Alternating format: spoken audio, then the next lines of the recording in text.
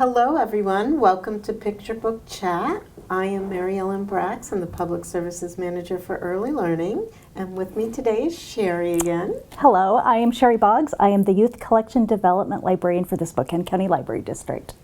And we're here to talk picture books My today. favorite. Yes. We've got a good stack. We have a very good stack, so why don't we get started since we have a few. Yeah, do you want to start with this one? Because I know you've tested it out in the world. Yes, so I liked this, You Like That by Linda Ashman and illustrated by Eve Coy. So this is just about two friends who are talking about what they like.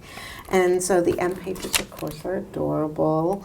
And basically, it's all about how they like different things. So they start off with, I like rockets, and the other one says, I like trains. And then they say, I like tractors, I like cranes. So I do like that it rhymes in here. And it's just a sweet interaction between a little boy and a little girl as they go back and forth about what they each like. And then in the middle, they go, do we agree on anything? And they get a little worried, but they still go on talking about what each one of them likes. And then at the end, it has a really sweet ending. And it says, but even when we disagree, I like you and I like me. So I read this out to a group of children in one of our parks the other day. And when we got to the ending, they were all like, oh, that's so nice. So they really liked it. And the fact that a lot of it was outside and inside. So I said, you could talk about what you like with your friends and just see if you like the same thing. So they really enjoyed this one. And I just thought it was nice because it was very positive. Even though they liked different things, it had a very positive ending, which I thought was really good for the kids to see. What did you think, Sheri? I loved that their moment of agreement was over pizza. Oh, yes, that's right. Like the one thing that they agree that they do have in common is a love for pizza. I thought that was great and kid accurate. I loved it too because it's that stage when you're young where you're forming your own identity. Yes. And figuring out, like how am I same, how am I different? Right. And I like how each kid does that, and there's not this like, well, you're weird if you like that. Yeah. It's just like, I like dogs, I'm allergic. Yeah. And even with the pizza thing where he said, 3 for me and 1 for you. And she was kind of like, what? No way. There's only 4. But I bet I like it more, he says. But then they end up splitting it. Yeah. And then I guess one liked the veggies and one did not. So they split it even further. But yes, do agree with that. So, Yeah. Yeah. That was a good one. So the kids really liked that? Yeah, they did. They really did. I was surprised. I wasn't sure. And I had kind of a really mixed age group from about 2 on up to about 8 or 9 even, but all of them were really into it and really liked it. So that was kind of nice. And I think the rhythm of the story, it really carried the younger ones, and then it kept the older ones interested to see what the rhyme was going to be too. So yeah, it was a good one. It was great, well received. Well, I wanted to talk about Bearplane. And this, Mary Ellen, you grew up flying everywhere. Yes. So at an early age, you understood the whole flying experience. But I was a very sheltered kid from the valley. I did not fly until I was, I don't know, like 22, 23. Okay. And so as you can imagine, turbulence was probably really frightening to me. And the other thing was like I grew up seeing, plane crashes on TV. And so I just had this thought flying that like, it's so dangerous, and like it really isn't. But I loved this book because this family, this mother and child are going on a trip, and every single stage of flying is pictured in this book.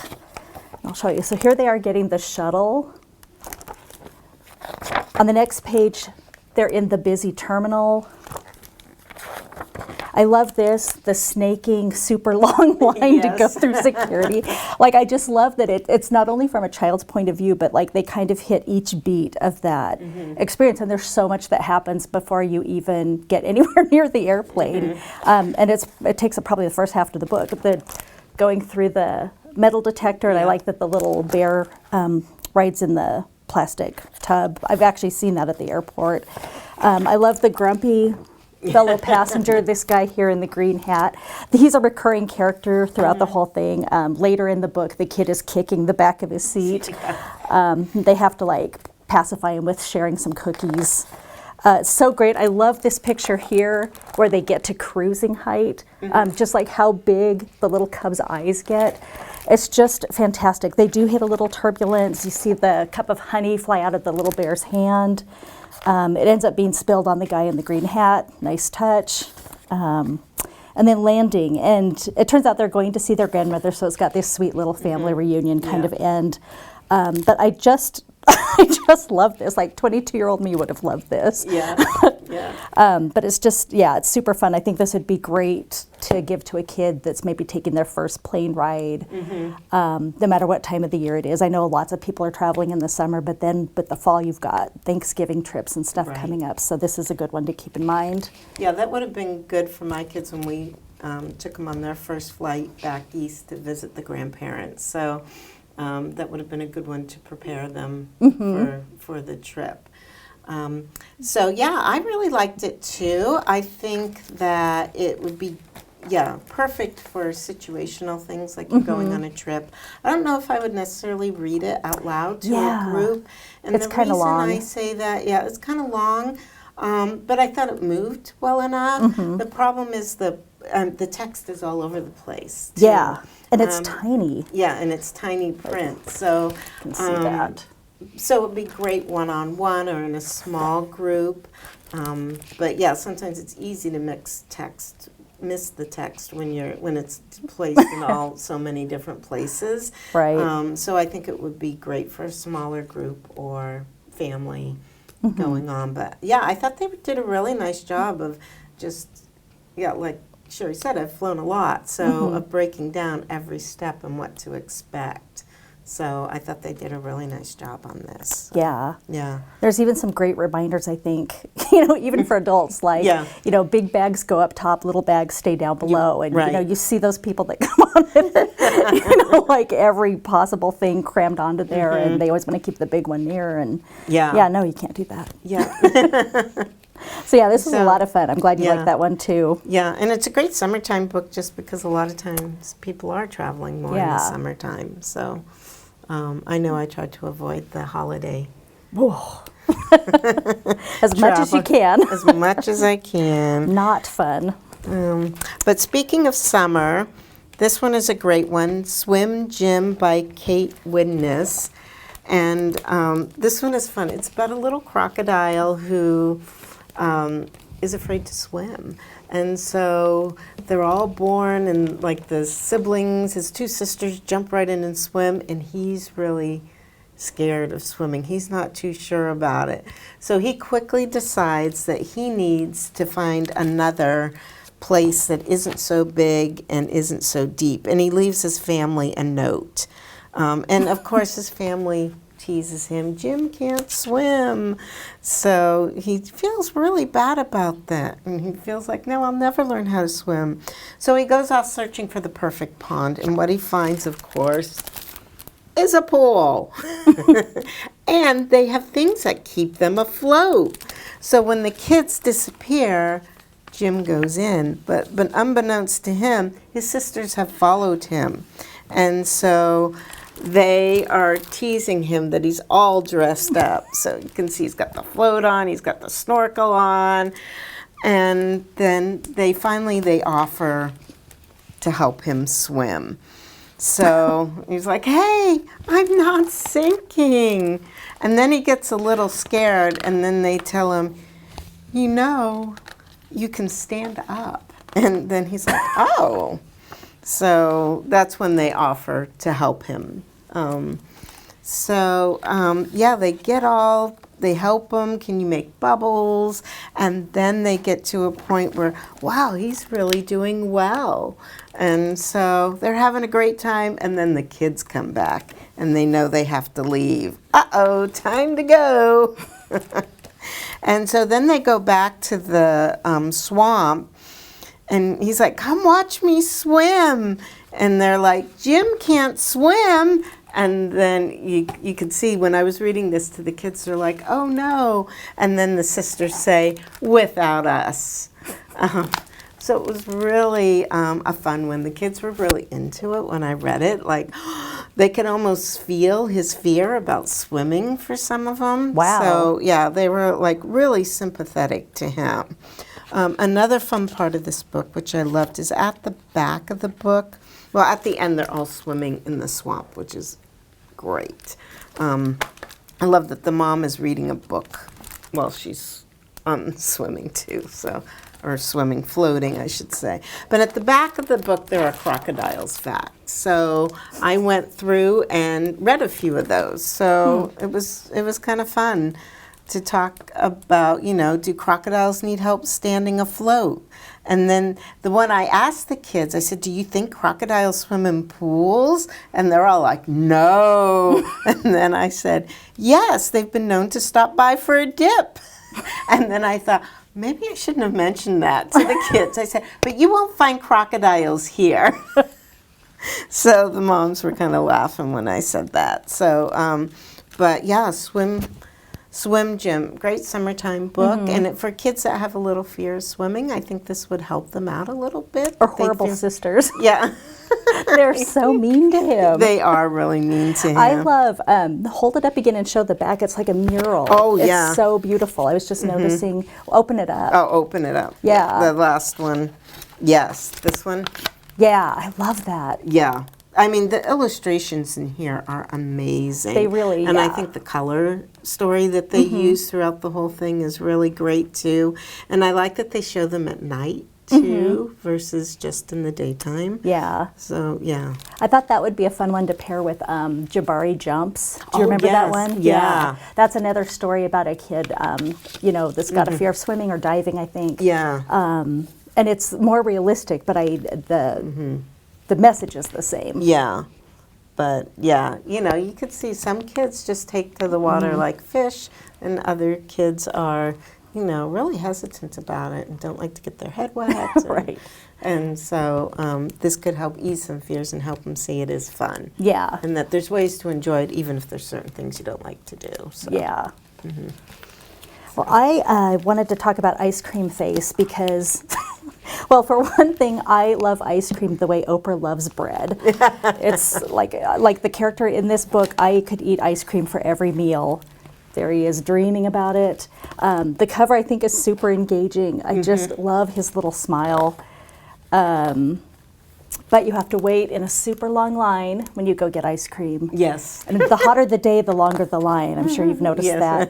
that. So it gives him time to think about the different faces the ice cream faces that you see. So you've got the nose licker, the dribbler, the side swiper, the biter, the bearded lady, and the bearded baby. So fun. So I love that you can talk about the different kinds of things that happen when people eat ice cream. Here we've got the I get my no ice cream yet, waiting in a long line is hard face. I love like the little frown. So this is kind of great about social, emotional stuff. And when I finally get my ice cream, my face melts into something sweet. It's my ice cream face. So sweet. And then there's the brain freeze face. I think this is probably my favorite. That was my favorite one. Yeah, definitely. Yeah. And of course, inevitably there's that moment when you're a little kid where you first lose your scoop of ice cream. Yes. And then you've got your completely heartbroken face. And I love how this book ends because I'll just give it away, the ice cream store closes just as this happens. Oh, yes. So what's going to happen, and everybody comes together to share some of their ice cream. Yeah. So I love Nice this message. one. Yeah, like it's just a simple summertime book about ice cream, but I think it's kind of deceptively simple. Like I think there's a lot of stuff in here that's just fantastic for the age group that it's for. What did you think about this one? I loved it. There's just one huge problem with it is that then you want ice cream after you read it. Yes. So if you do read it to the kids, make sure that you have some ice cream ready for them. Or it's your last book so they can go get some. But I did love the social emotional aspect of having to wait in line for that. I also love the end papers on this too. Yeah, with the I was little just ice noticing cream that. faces and different little faces in there. Yeah, like the And- ice cream has its Yeah. own face. And then I love the back of the book too, with the little mural with all the kids laying in a circle there, and And I really love the diversity that shows up in this book too. So I thought, yeah, it's a great summertime book. You know, Yeah. I'm only half joking about the ice cream. No, I know.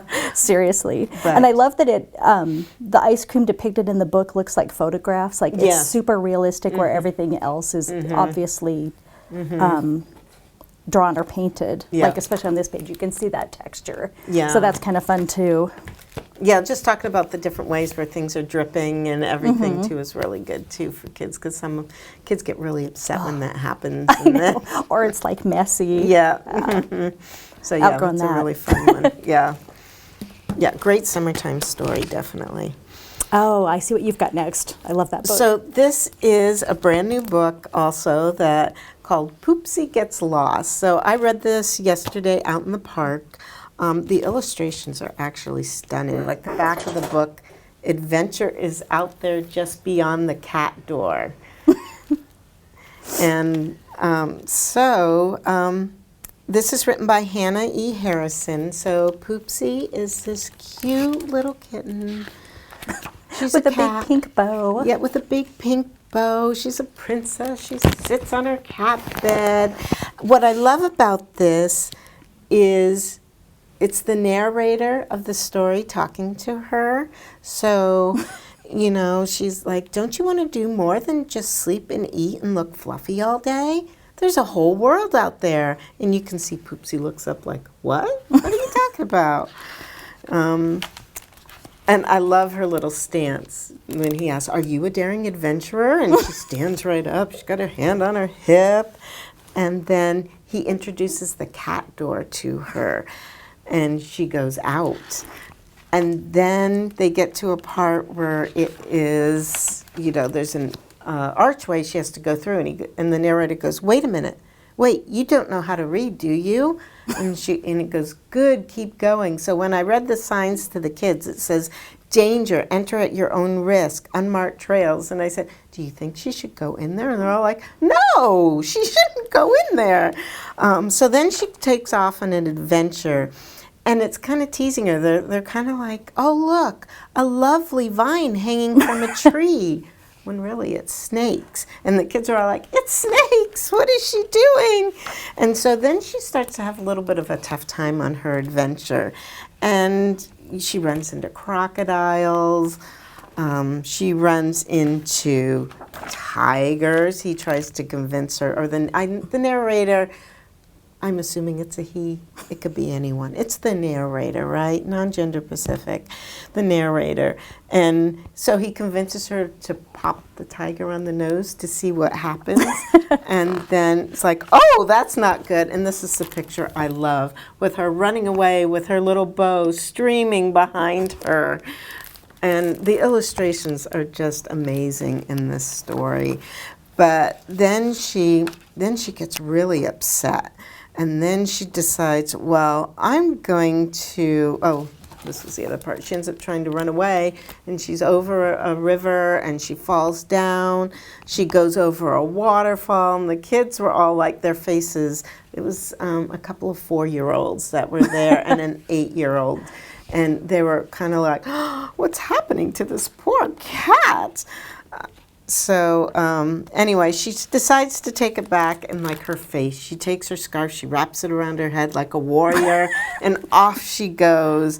And she goes back and she scares all the tigers, and she captures the crocodile, and she's like a crocodile tamer. I guess he says, the narrator says, apparently you wrestle crocodiles now. But she gets back, and I love the ending. And she's like, oh, I suppose a nap does sound good. And she's glaring at the narrator, right? Watching you almost get poisoned, eaten by crocodiles, and mauled to death by tigers. So then she gets up, and he's like, Poopsie, I hope you're not thinking about closing this book. And you see her there, and her little face down here. Poopsie, I wouldn't do that if I were you. And then it ends, well, that was rude. And the kids just burst out laughing at this point.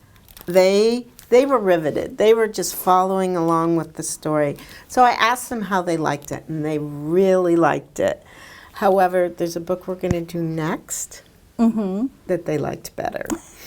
But, Sheri, what did you think of this one when you took a look at it? Well, it's funny. When the picture books come in, I try to look at all of them, but somehow I'd missed this one, like taking a real good look at it. And so when Mary Ellen brought it into my office to show it to me, like I just started cracking up when she showed the page with the snakes. Like I do like a sinister note sometimes in picture books. I think it's really fun for adults and sometimes for the older kids. Yeah.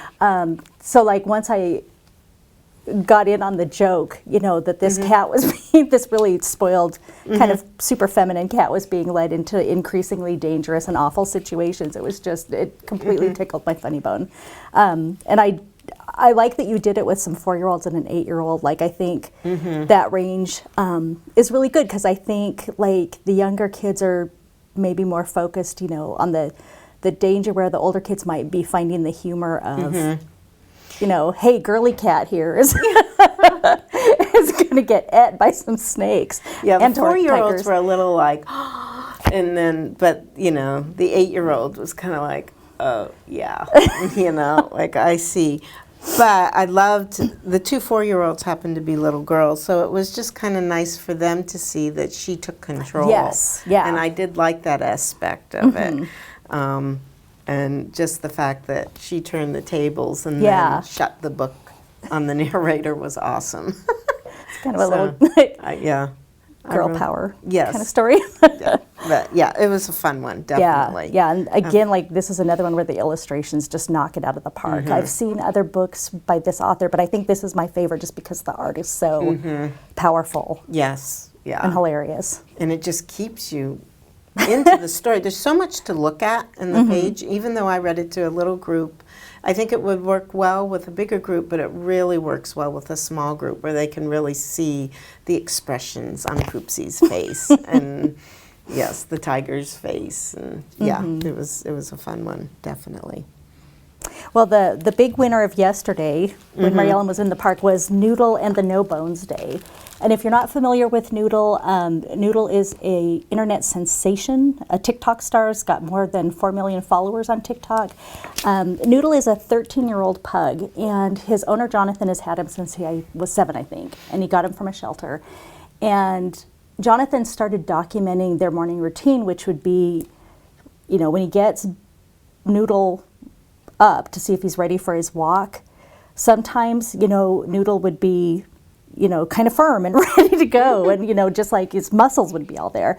But then there are other times where when he stands Noodle up, Noodle would just kind of flop over and clearly show that he wanted to go back to sleep.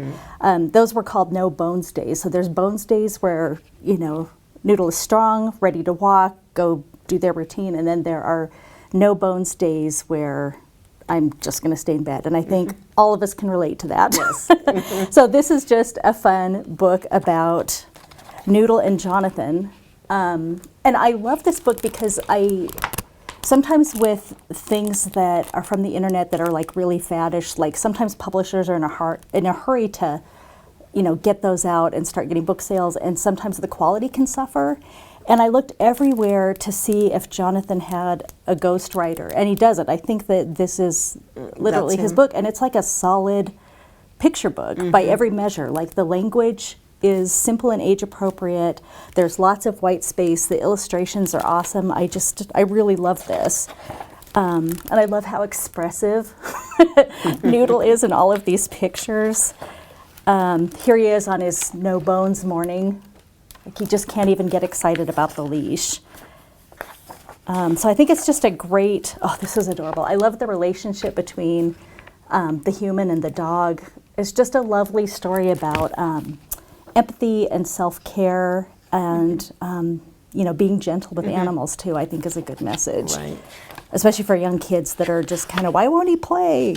So I just loved everything about this, but Mary Ellen, I want to hear what the kids thought about it. Well, and they loved it. In fact, I did ask them which one they liked better, Poopsie or Noodle, and they loved Noodle. But I think what really got them in this one, and I mean, they loved Poopsie too, but this was the one that I think what really got them is when when Jonathan says, "Would you rather snuggle instead?" This time, Noodle sneezed, like yes, because he explains that a sneeze means something when a dog sneezes, and so that's what Noodle did, and just with them, he shows them cuddling on the couch. And Jonathan joins him, and they just eat, which he always wanted to eat. Noodle always wanted to eat. That was one of his favorite pastimes. Relatable. But then they talked about some days were bone days, and other days were no bone days. So this is great. The bones days, they're outside, they're enjoying themselves, and sometimes you just need a no bones day where you're relaxing. So, and it says no matter what kind of day it was, every day was a great day for snacks. So, I really like that. So sometimes it's okay to be relaxed and just hang out and there not be anything wrong. But I really love the end where it said bones or no bones, they are all good days. And the kids really like that.